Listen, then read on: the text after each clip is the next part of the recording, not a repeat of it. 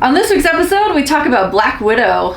Yeah, the new Disney Marvel MCU, Disney Plus, pay for watch, whatever.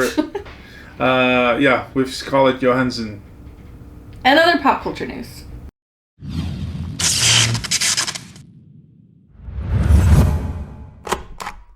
Finally, after, like everything else we're watching recently, after lots of reschedules and everything else, we finally got to watch Black Widow, and it was totally worth the wait. I would say the wait wasn't because of COVID. This movie was overdue for probably 10 years. Yes, that's fair. This movie could come out right after, should come out right after Iron Man 2.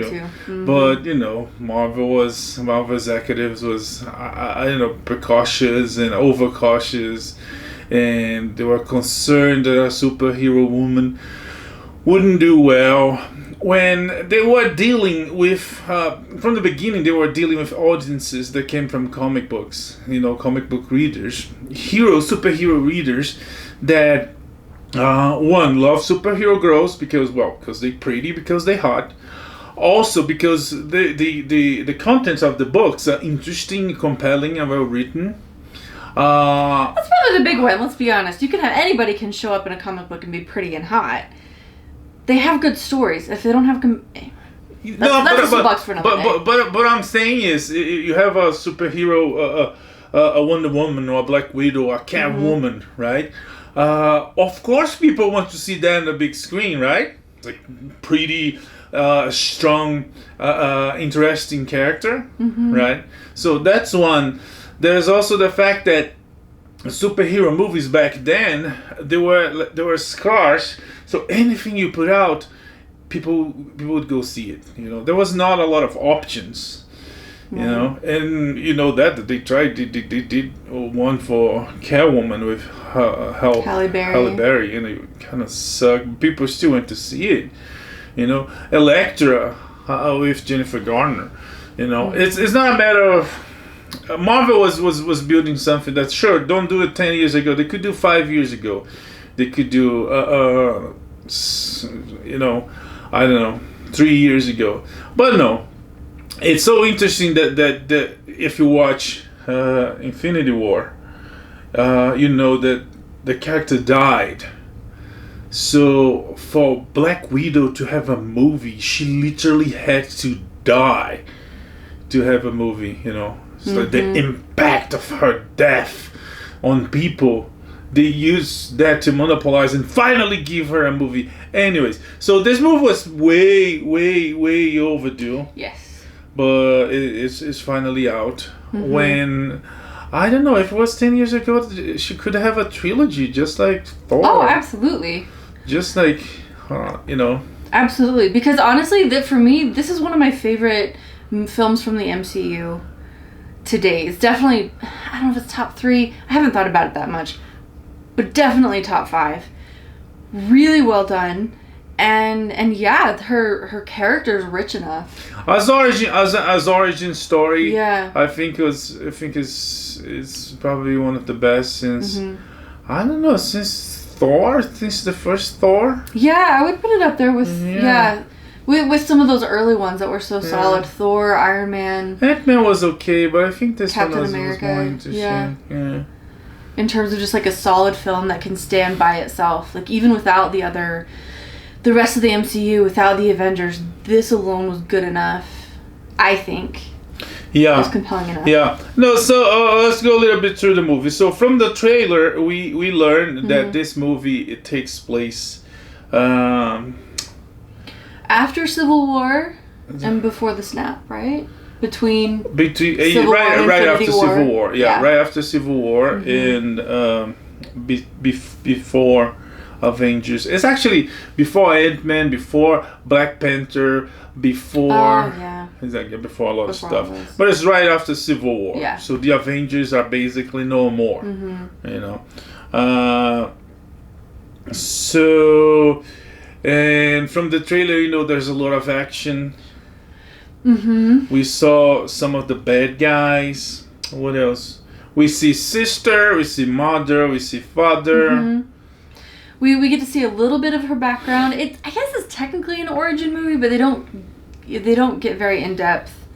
I thought we don't spend a lot of time like actually seeing her origins. We do learn a lot about it, and yeah, so we get a little bit of her childhood, a little bit of the origin, and yeah, and then just the story, this sort of independent story that plays out right after Civil War, kind of where she's left after the Avengers fall apart. Yeah.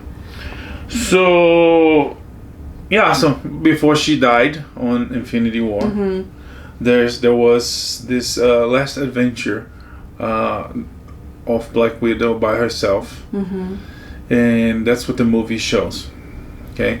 So from this point on, let's spoiler alert. Yes. Okay? So, the story, can you resume the story pretty quick? Yeah. So, let's see. So we start out with them, with her as a young girl. We see her with her sister, her father and mother in Ohio in, what was it, 95? 89. 89. Really? Yeah. In Ohio in 89. The dad comes home. He's like, we gotta go. And we realize very quickly this isn't an ordinary family. They're a Russian sleeper cell.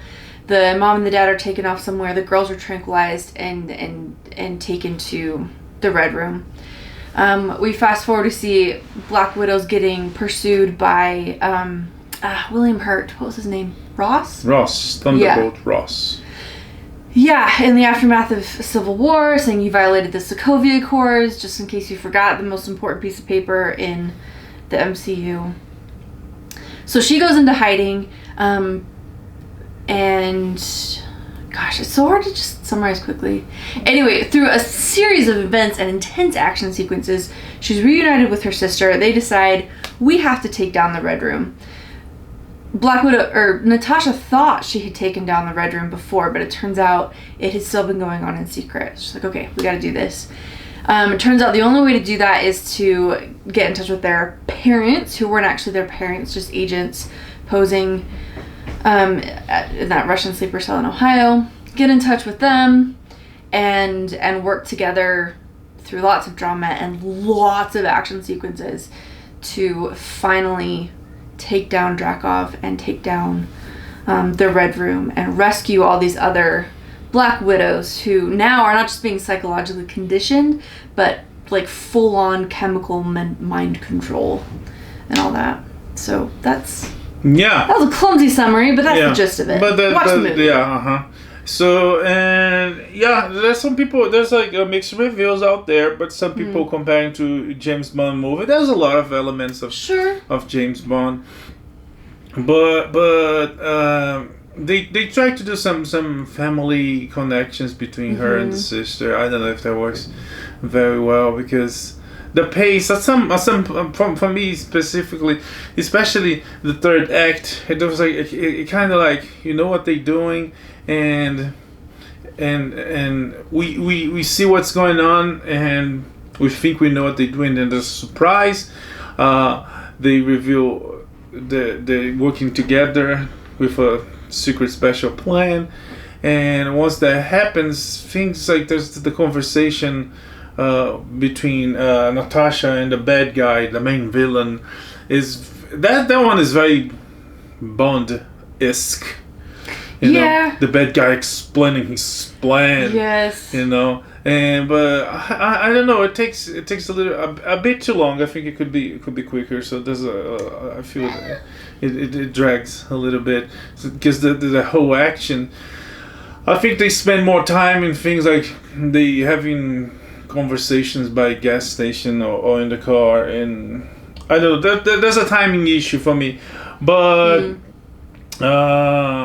But one of the main things about this, I don't know if you have any input, but the problem with villains remain with the MCU. Yeah. And in this one is very, very complex and interesting because at the same time that they have this great villain. It's not a super villain. I mean, I guess he is a super villain. He is the leader of a big black ops not Black Ops, mercenary organization using mind control to control his his minions. Yeah, so his name is Drakov, whatever. Yeah. And he's super in scope. Not that he has any great powers or anything, just like the extent of his influence and power. Oh yeah, I see pictures of him and Clinton and Putin and yeah, there's a montage in the beginning of the credits. It shows, he's spreading, the grow's growing, and he's spreading his power and influence. Anyway, so we have this great villain, and we have a great character from the books, Taskmaster. Yeah. There's super interesting character. He's like Deathstroke from the DC universe. He can master any martial arts by mimic the opponent's moves right there. Yeah. And right in the beginning, there's first of all, Marvel made a rookie terrible mistake. They kept under wraps who Taskmaster was, right? There was no information. Like who was playing Taskmaster? There was no information anywhere of details. They kept really well under wraps. There was suspicions about many people, including myself, that there would be all smoke and mirrors, and Taskmaster would be actually a woman, and I was explain you why. But the suspicion were completely not destroyed, confirmed right in the beginning of the movie, in the credits scene. So if you don't want people to know, don't put it on the credits. In the opening credits. Yeah. When you saw Leonard Nimoy on Star Trek by J.J. Abrams, his name was not on the credits on the beginning. That was I guess that movie not even had credits. Yeah. But if they had, they wouldn't put his name there. Yeah. And many other, if you're watching the last episode of season 2 of The Mandalorian, right? You're not going to put Mark Hamill on the credits in the beginning, right? So, simple. Put it at the end. I'm pretty sure the person will understand this part of the, the magic. So, if you don't want people to know, don't put in the credits. So, Olga Kurylenko, famous for, she was a Bond girl. She was in a James Bond movie. Her name was in the credits. I was like, wait a minute. There's Taskmaster. So, there's Taskmaster surprises already. And for me, it was funny watching the movie because I keep looking, it's like, it doesn't walk like a woman, doesn't look like a woman. No, and the suit, it's definitely, the suit is designed for a man. It's a man, yeah. But in the end, who takes the mask? Yeah. It's a woman. So, some problems with that is that, first they spoiled their own surprise. The reason why I, like other people thought it was a woman, was because as we got closer to the movie, we were finding out that the movie would be about the Red Room, right? This organization of Black Widows, and the leader of the Black Widows are women. The leader is a man. It's like, that doesn't quite fit. Totally does. No. Men taking advantage of women and using them for their own purposes. On the way they developed this story, there's the main. It's like the Taskmaster was the main Black Widow, so it's it's anyways. So all that was confirmed that it was a woman, and that right there destroyed a character that's really well written and developed in the books. It completely changed it. But not only that, once the movie starts, we realize that Taskmaster is sitting there and they put a microchip, something on his head, or her head in this case. And I was like, I know Kung Fu. And the character doesn't speak at all. It's basically a robot.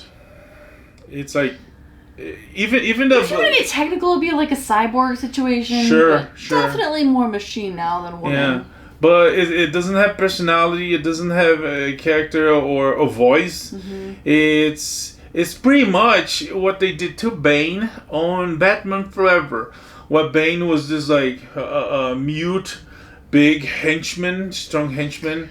Yeah. Without a voice, you know, and that's what they did. So they wasted Taskmaster like big time. Yeah. And like other MCU villains, he was defeated, or she, I guess, was defeated in this movie. Yeah. Like, the end. I felt like this could have been a villain. And maybe they would have done this if they'd done the Black Widow movie like 10 years ago.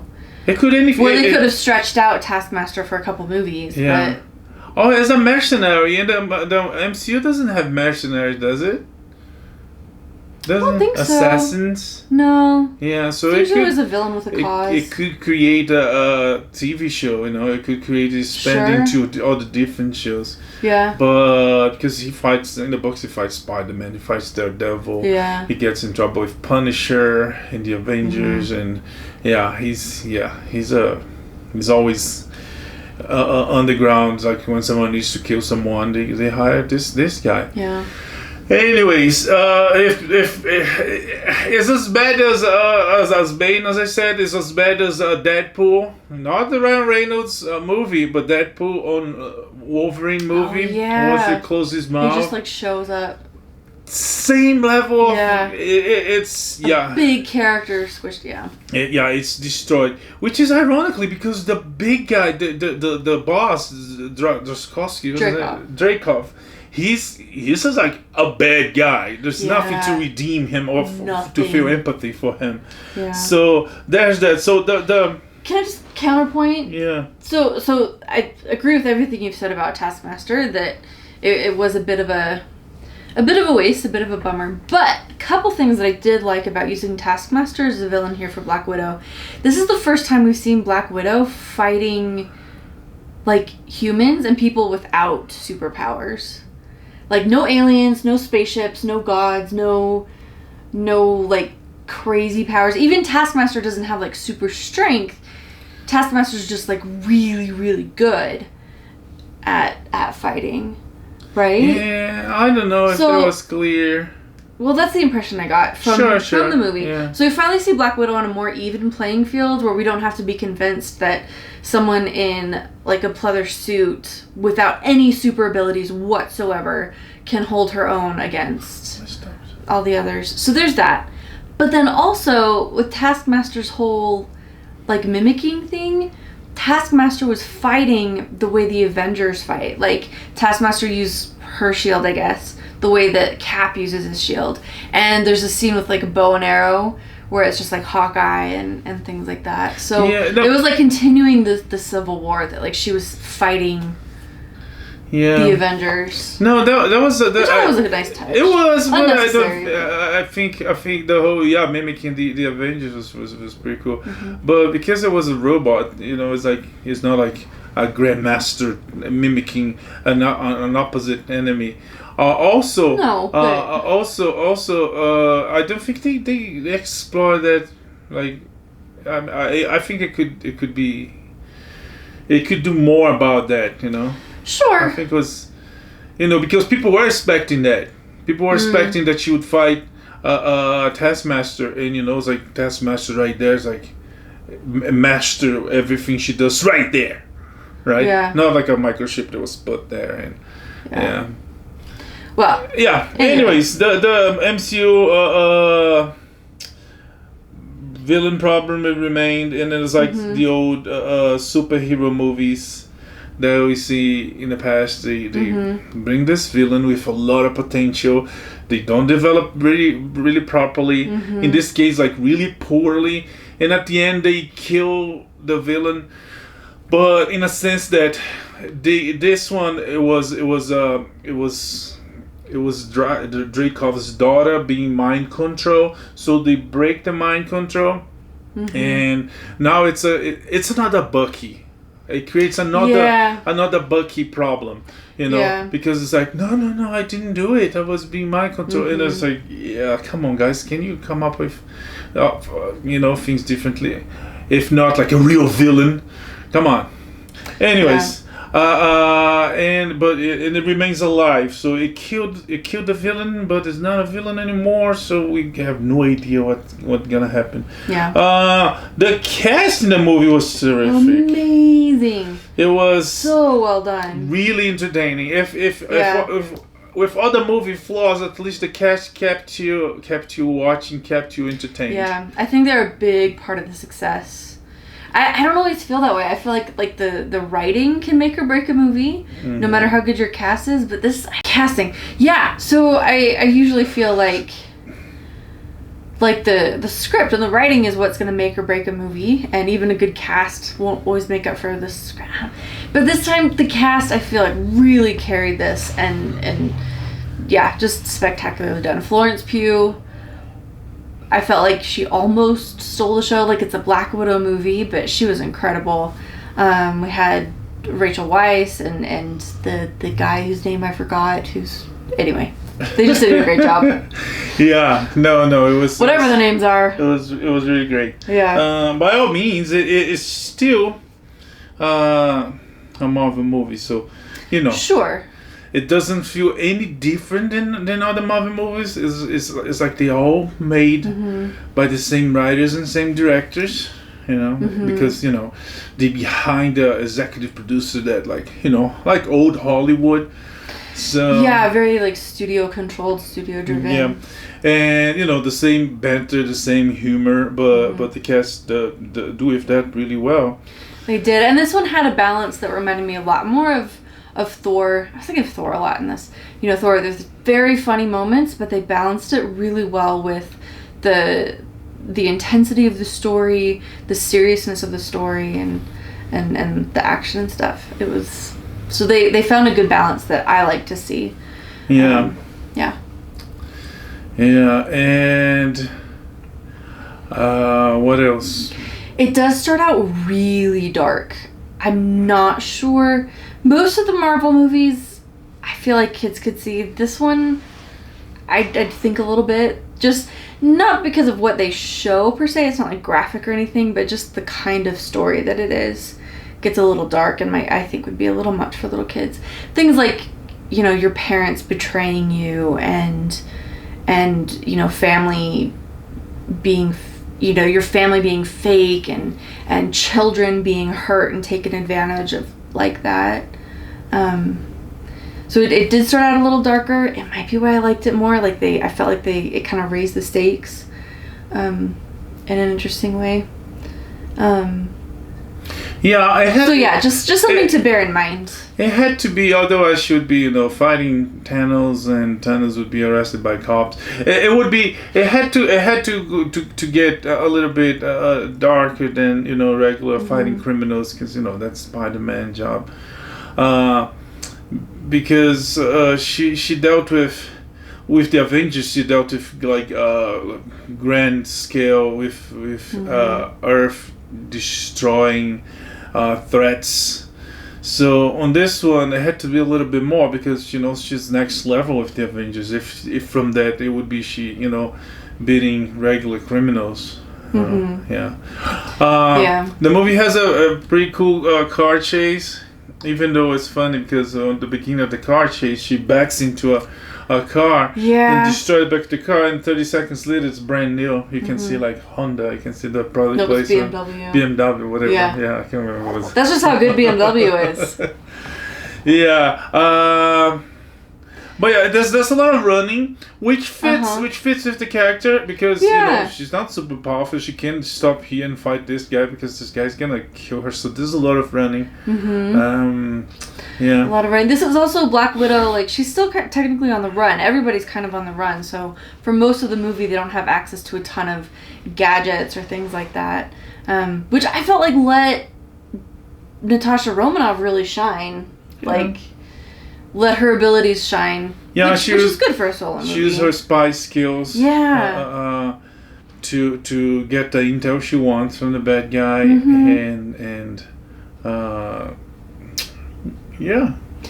get to sneak into the bad guys, in front of the bad guys, and the bad guy had no idea. No, it's fun. It's definitely a better effort. Considering that they want to do a female superhero movie, I definitely consider this a way better effort than Captain Marvel. Yeah, I think this one was much more... Maybe because this one didn't have to tie in so much with... So it's Captain But that Marvel. one didn't have to. Yeah. No, okay. Captain never Marvel, mind. they used the same. Just wrote a... They did just a didn't write a good prequel. movie. They did like in the 80s. It was 90s. not 90s. Was that? Yeah. You sure? I'm very sure. Okay. They did early 90s, so it wouldn't be no Avengers, no stuff, which is always a problem because they create problems for themselves. Like, we have this biggest, greatest superhero. Where was she when when Earth needed her the most? And same thing they're gonna create a problem with the Eternals. We saw the trailer for the trailer for the Eternals, and it's like we are always here, and they give water to Egypt and create that one they've already messed up. nations. Like we never got involved. We've guided, but we've never got involved. No. Pick one. Yeah. Because if you're guiding, you're involved. Anyway, yeah. Yeah. No, this one doesn't have any issues like that. No, it's solid. It's fun. Just it's really entertaining. solid, really good. It's again Marvel movie, not to be taken serious. It's they even on the serious parts they, there's always a joke that comes out of nowhere. Yeah. I don't know. Coming from a family who deals with like darkness and trauma with inappropriate humor, I feel like in this one it made sense. Yeah. Not that my family's made up of like assassins who've been through like mind control and all the rest, but that's it. Like that is how my siblings and I cope with horrific stuff. The trailer the trailer unrealistic. deceives you, which is interesting considering the trailers these days they give away way too much. You see this moment, the family reunion, eating at the dinner table. It's like all happy and funny and jokes, and in the movie it's not quite like that. It's like interesting. Yeah, so in a few cases where I think they did an okay job with the trailer. Yeah, There's a lot more going on. But yeah, and the issues you mentioned is action. Pretty much everything you see on the trailer is the action you can see in the movie, but longer versions. The character development for Taskmaster it's none because they destroy the character, rebuild the character, and destroy it again at the end. Anyways, Black Widow, Marvel Studios and Disney is available. Movie theaters out there everywhere, and also on Disney. Premier Access. Disney give it what Disney calls Premier it. Access. Right? Premier Access, yeah. But I heard Disney like out there they call give us your money, suckers. Because you pay subscription and you pay more to watch the movie. No, this is a good one to see in the theater. I think so. You have these grand, like huge, big scale action scenes. Yeah. If you're gonna spend the $30 on it, spend the money at the theater. Is my 2 cents. Yeah, so Black Widow's out there. Go watch, and enjoy. It's fun. Yeah, definitely worth it. Just one quick element about the ending of the movie. They build up, they leave up things that could definitely become a sequel or a Disney Plus show, including one Valentina that shows up on the post-credit scene. Contessa Valentina, I can't remember his name. The Allegra? I can't remember. Yeah. Maybe. Anyways. Contessa Valentina seems to be enough. In books she was part of S.H.I.E.L.D. She worked under Nick Fury, not the black reformulated Nick Fury, the original Nick Fury, with Dugan and her. And in this one, she seems to be creating some sort of dark version of S.H.I.E.L.D. or some sort of, what's it called, Hammer. She recruited U.S. agent. On Winter Soldier. Now she's recruiting Black Widow on a very, very sneaky, evil way. She's like, hey, you should go for this guy. He killed your sister. And then she showed Hawkman. Yelena, is her name? Yelena? Hawkeye. Yelena, yeah. Yelena, a picture of Hawkeye. It's like, he didn't kill her. It's like, yeah, anyways. She didn't say killed him. He's responsible for her death. Oh, sure, yeah. Which is still a bit of a stretch, but... Yeah. But yeah. Yeah, anyways. So, yeah, there's potential for more. Definitely not for... I'm quite certain that definitely not for Scarlett Johansson, because the last shot in the movie is her grave. So... Yeah. I don't know if they're gonna go back and do prequels for her since she died twice. She died on Infinity War, and she died on this movie, even if it was off screen, right? Yeah. So yeah. If so, this is a very fitting capstone to her run as Natasha Romanoff. Yeah. And it's a great setup. If Florence Pugh is gonna take over, if Yelena is gonna be maybe not Black Widow, but kind of Why Widow? Whatever, take over from there. I'm okay with that. Florence Pugh was amazing in this movie. There's potential, and but yeah, so that's it. Okay. All right, let's stick with the MCU for a little bit. Hugh Jackman has been exciting his fans. Yeah, he posted a picture. He posted a picture and a drawing from Ball's Logic. Of the drawing from Ball's Logic, the art for Ball's Logic from Ball's Logic was Wolverine claws, and the picture was him and Kevin Feige, the big head of Marvel Studios. So people was like, hey, it's coming. Yeah. Like, yeah, I don't know. The idea was to try to find a way to fit, everything Fox did, because it was long run, and it was successful. Yeah, and they were good superhero movies before. Yeah.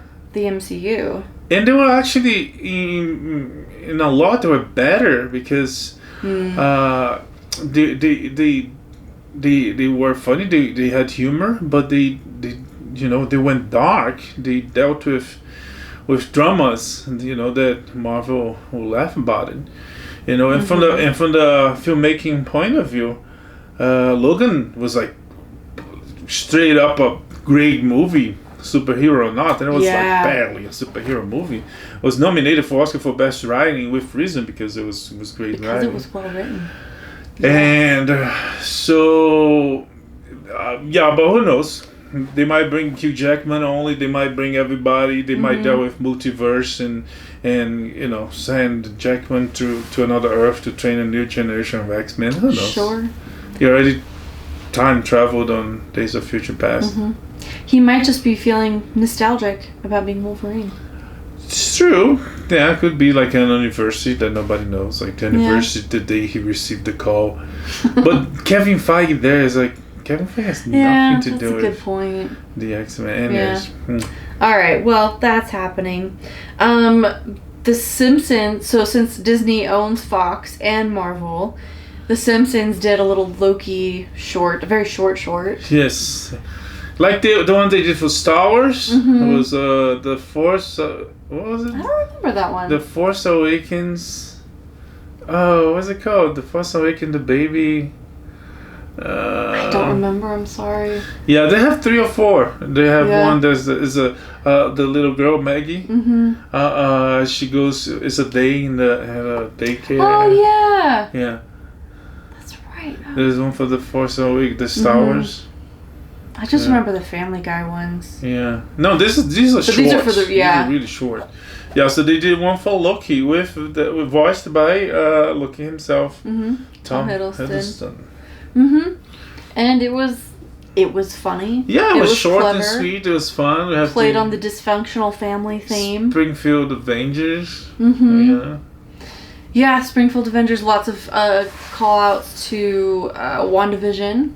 Yeah. And yeah. So if you have 5 minutes, it's like 5 minutes, I think. It's not even that. It's not even that, yeah, because there's like 2 minutes of credits for all the foreign dubbing. So, yeah. But yeah, that's up on Disney Plus. Yeah, it's fun.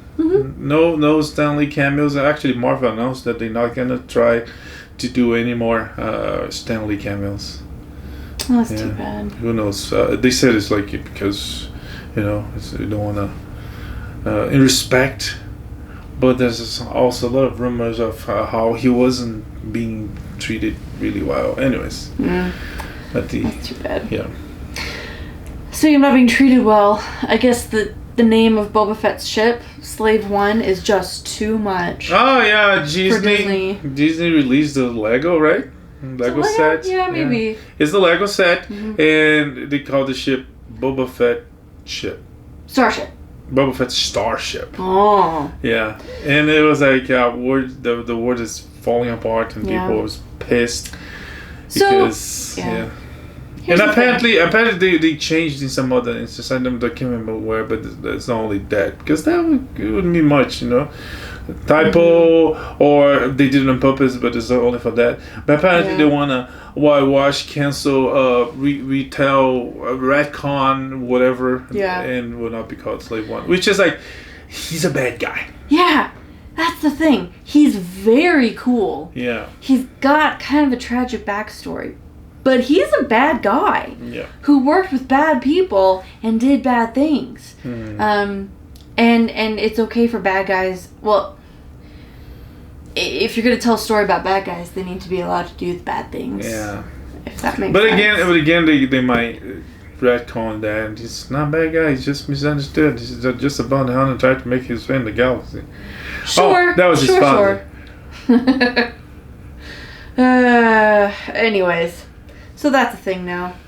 COVID is still causing problems at the Cannes Film Festival. Yes, just announced that Léa Seydoux, the French actress known for she's gonna be in the new James Bond.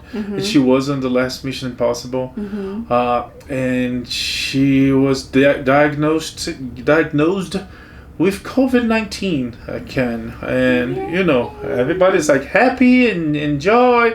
No mask, everything is normal, but the virus might be spreading out there. Of course, those big wigs, rich celebrities, they probably got enough immunization to be relatively safe. But if not, some are young and not that much rich, because Cannes has like indie new filmmakers that might show up there, and anyways, so COVID is still out there, and got this victim.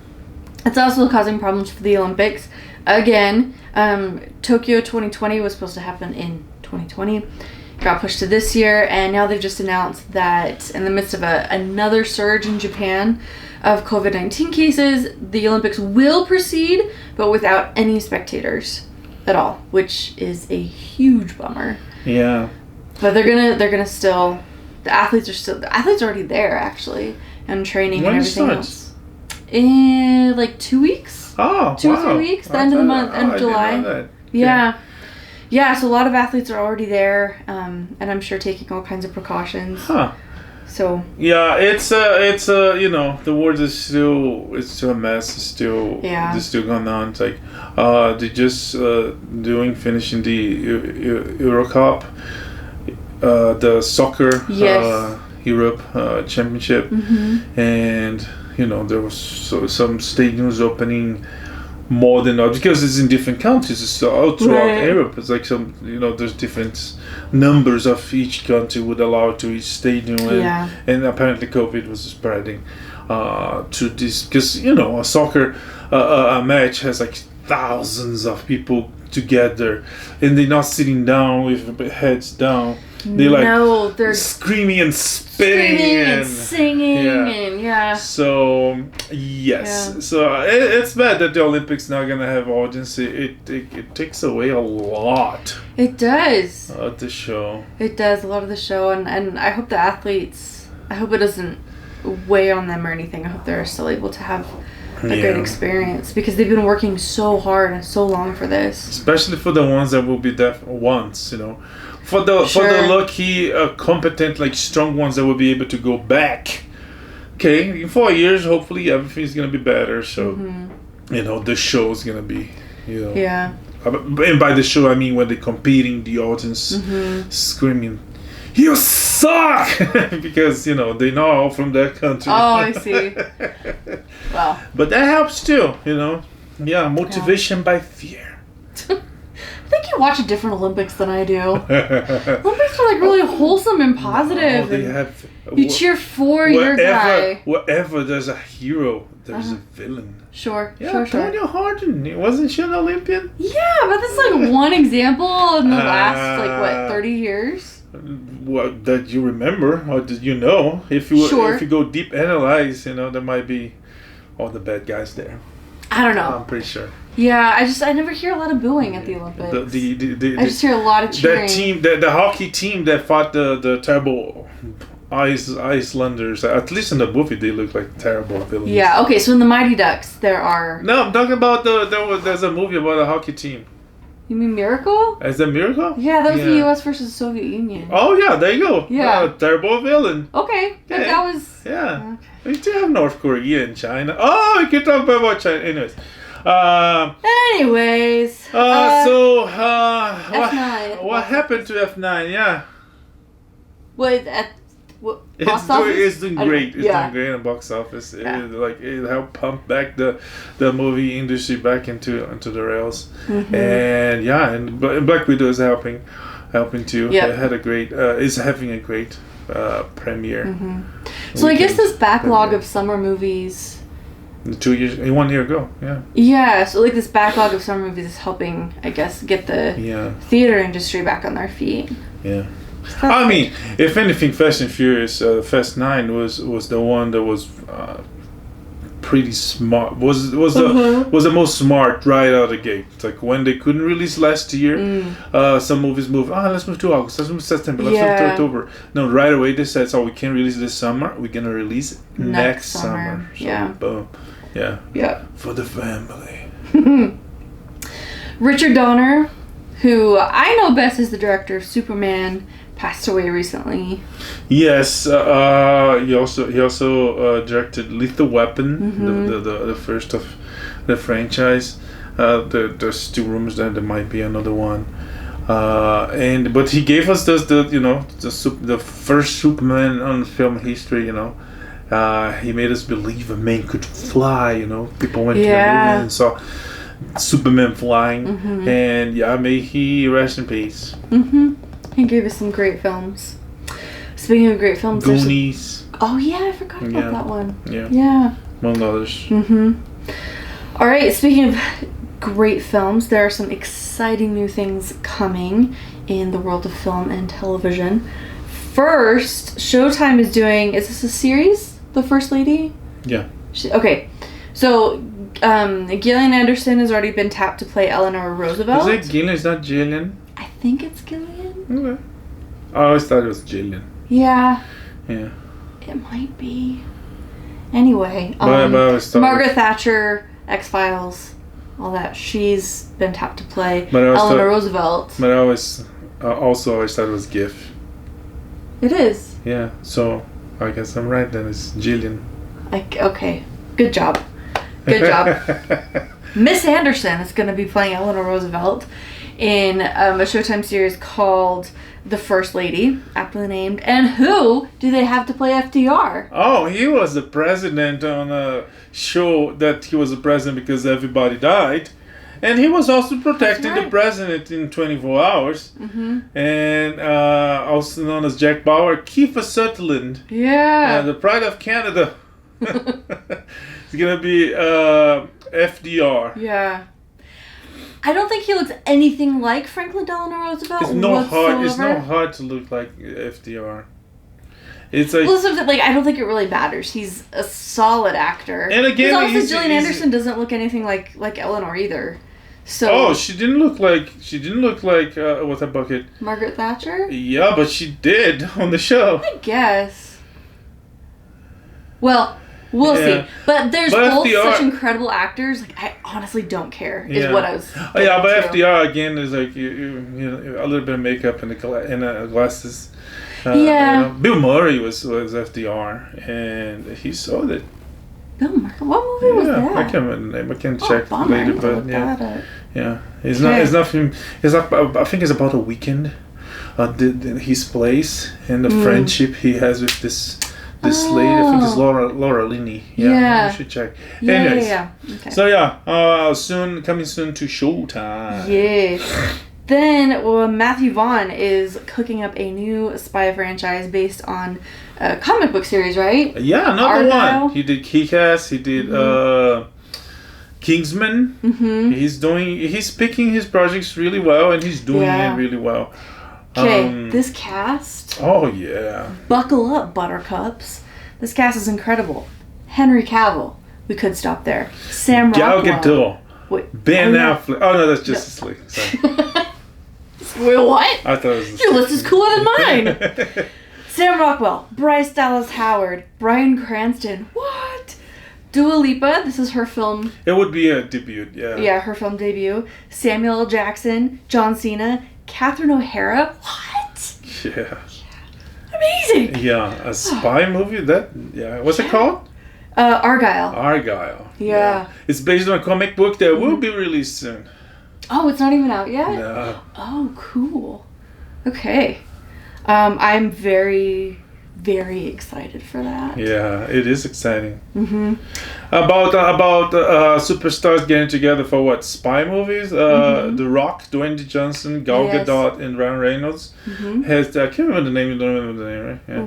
Red something. Red dress, because she's wearing a red dress in the picture. Anyways, I don't know the name of that. But it will be released on the Red Company, Netflix, in December. November 12th. November 12th. It's the 12th that always throws me. Yeah. Oh, fair enough. Yeah. Fair enough. Yeah.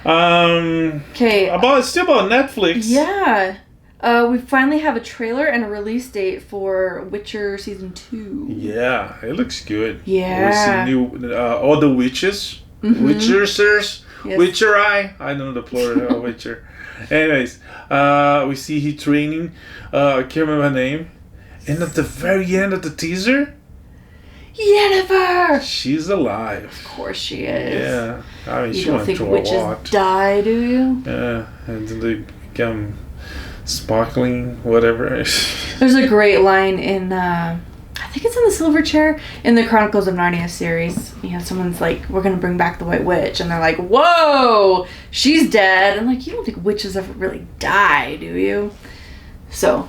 Okay. Anyways. So yeah, The Witcher, and they also announced the animation spinoff. Nightmare of the Wolf. Nightmare of the Wolf. That looks good. So the animation is coming August 23rd. Yes. And the season 2 is December 17th. Yeah. Okay. Zack Snyder has signed yet another deal with Netflix for a movie called Rebel Moon. And if that sounds like a Star Wars title to you, you're not totally wrong. Yeah, it's based on the Star Wars script that he wrote for Lucasfilm that was scratched.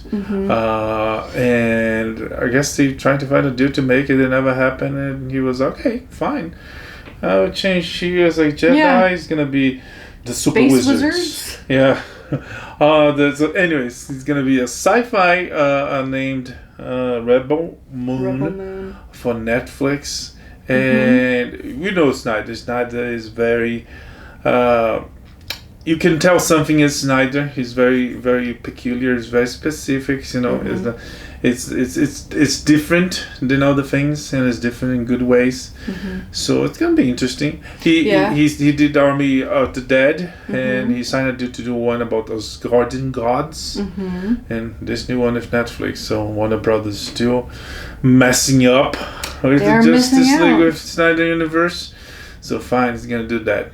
Yeah. Meanwhile, there's a group of fans working to make the storyboards of the sequels for Justice League into a motion comic book. Is that what they call it? Huh. It's a I can't remember if that's the technical correct name. It's basically a comic book that moves in front of you. Oh, okay. It's pretty cool. All right, that sounds very cool. Indeed. Netflix has been busy with canceling shows. Mr. Iglesias, The Crew. So Mr. Iglesias is Gabriel Iglesias. The Crew was Kevin James. And then Country Comfort and Bonding, which we didn't watch at all. All of these shows have been canceled. But the creators are sticking with Netflix to create other content. Yes, they have deals with Kevin James, with Iglesias, and they're going to stick around to do all the things. Netflix is investing a lot on Will Smith. They're going to do a series of specials. So they're gonna keep these powerhouses names of comedy and action there, but those shows no more. So one season for the crew, and they don't call it 3 seasons, but like 3 parts for Iglesias. The other ones I honestly don't know. Me neither. And as much as I like these creators, I'm not super surprised the shows got canceled. They weren't like, what? For me, the crew not so much, because the crew came after Iglesias. For me, Iglesias is like some other Netflix sitcoms. It's like, sitcom is a tough model to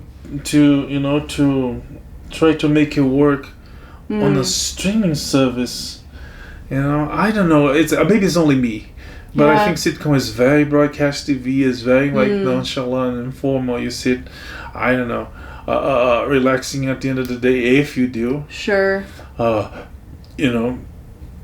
It's because it's so unrealistic. It's so old school TV, and even the way they produce, you go, it's like filming in front of a live studio audience. You go there and like, to do that for a streaming platform, it's like they don't have studios. People don't go there, or they do.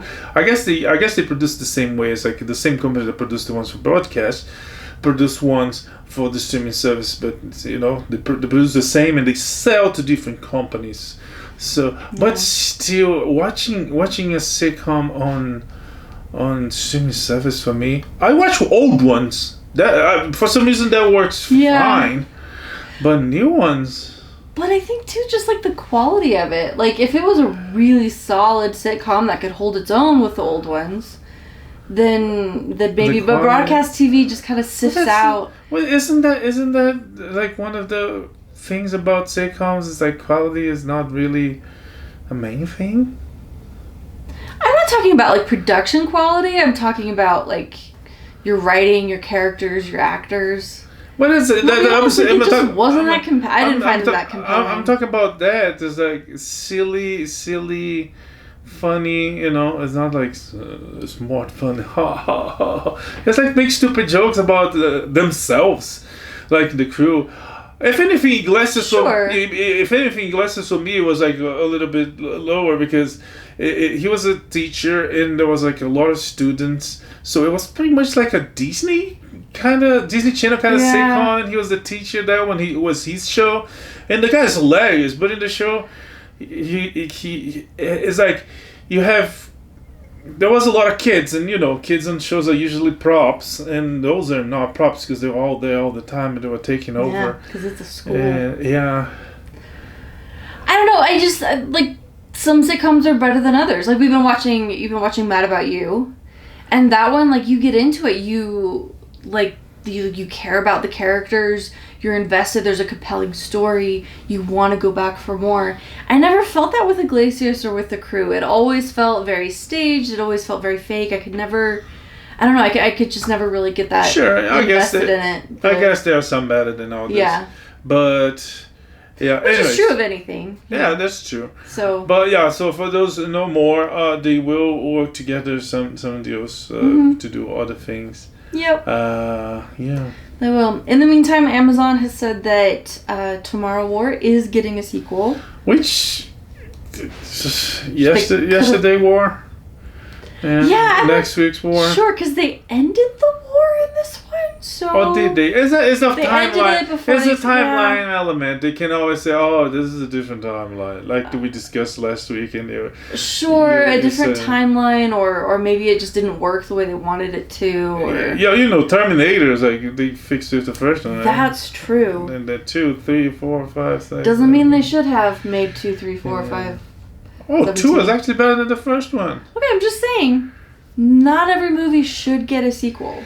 Yeah, but I guess sure, it's Chris Pratt. It's never. Yeah. I'll watch it. If anything, for me, considering the film we saw, considering the Tomorrow War, the movie has a lot of potential to be way better than the first one. Because, you think so? Oh yeah. Okay. Because the movie is like the third act, the end of second act, and the third act is a different movie. He comes back from the future. It's a different movie now. It's a different story. Yeah. It has to do with different issues. I guess. That he can go back to the future, and now it's a archaeological journey into the ice to find. It's not bad, but it's a different movie. So if they maybe the aliens. if they improve writing, okay, no, I can see some options. if they improve writing, it could be way better. Yeah. Okay. I mean, yeah. I'm totally. This is one of those things where, like, if I'm wrong, that's actually a good thing. I would love this to be a great sequel because I did really enjoy Tomorrow War. I like the people involved. So. Yeah. So yes. Uh-huh. Here's hoping that I'm super wrong about this. San Diego Comic-Con, the Comic-Con of all Comic-Cons, the Comic-Con who has decided that they are the only the only Comic-Con who can be called Comic-Con. They're kind of losing some of their big presenters. Yeah. Marvel is not going. Mm-hmm. They're gonna go with Disney to Disney 23. Mm-hmm. And DC is not going because they have their fandom. Yeah, which I really loved. And so The HBO too is. Oh yeah, HBO is not going too, right? I think so. Yeah, HBO is not going too. So these are some huge studios, content providers. How 8 disputed spots every Comic-Con. Yeah. Not gonna be still that much disputed. And, it's like you live long enough to become a villain. There was this whole thing about Comic-Con that was about comics in the beginning. Being taken over by the film and movie industry. Ironically or naturally, the comic book industry, I mean the big ones, there's others, of course, but the biggest companies in comic book in the planet, Marvel and DC, are leaving Comic-Con, which is like, isn't that interesting? It is interesting. They're big enough. Well, DC is big enough it's doing its own thing, and Marvel is part of the Disney empire. So but again, I guess I should rephrase that. It's more about the film and movie, the movie and TV sectors of these companies. I'm pretty sure Marvel and DC is still gonna have Marvel and DC comic. The author's gonna be there if anything. But not like the big Hall H presentations with like the entire cast of. Not like a Black Adam panel, or not like what's Marvel, Eternals panel and stuff like that. Yeah. No. Yeah. All right. Well, last but not least, the PlayStation 5 continues to turn the gaming world upside down. Oh yeah, it's like there's so few. I mean, I don't know. They say they sell like never before. I couldn't buy one yet. I don't know anybody who has one.